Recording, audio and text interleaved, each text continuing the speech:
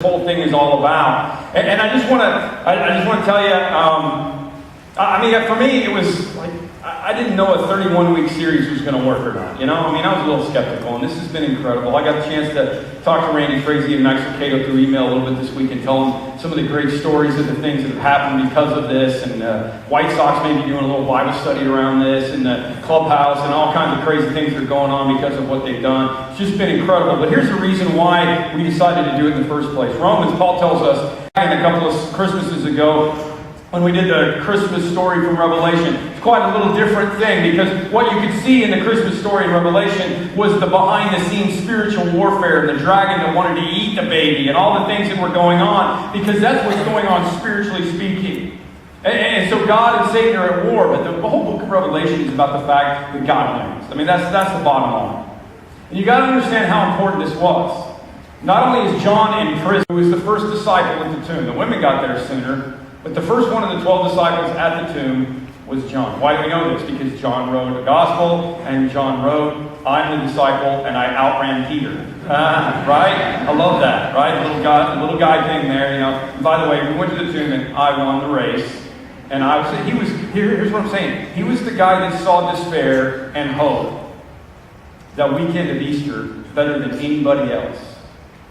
You understand that? This is the guy that gets to give the vision from Revelation. He's the guy that knows that things aren't always as they appear to be. Revelation teaches us that Jesus wins. It's a book of hope. That's the bottom line, okay?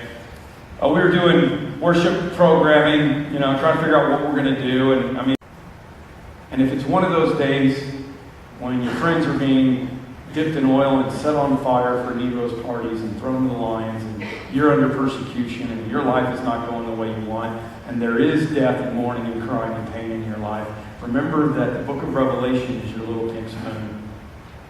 To remember that things are not always as they seem.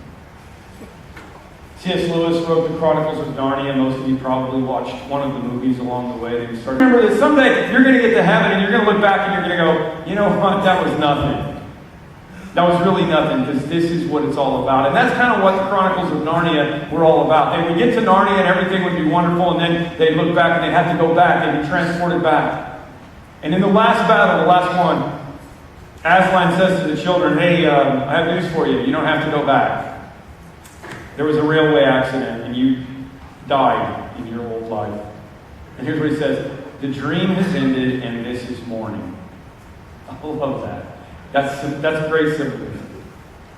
And Aslan spoke to them, and he no longer looked like a lion. And the things that began to happen after that, that when Jesus came to the earth, he told people the good news, but he also healed. And he also ministered. And he also had compassion. And that's what we're called to do. So we're supposed to bring heaven to earth. C.S. Lewis said, if you read history, you'll find that the Christians who did the most for the present world were the ones who thought the most of the next world. So one way or another, we're bringing heaven to earth, and then the second part of that is we bring earth to heaven. We bring earth to heaven. Because one day, those of us who've been adopted into God's family, we're going to go to this place that is perfect, and we're going to live forever in that picture that Robin Williams was. And as for us, this is the end of all the stories, meaning the end of the Chronicles of Narnia. But we can most truly say that they all lived happily ever after. For them, it was just the beginning of the real story. All of their life in this world and their adventures in Narnia had only been the cover and the title page, and now at last they were beginning chapter 1 of the great story, which no one on earth has read, which goes on forever, in which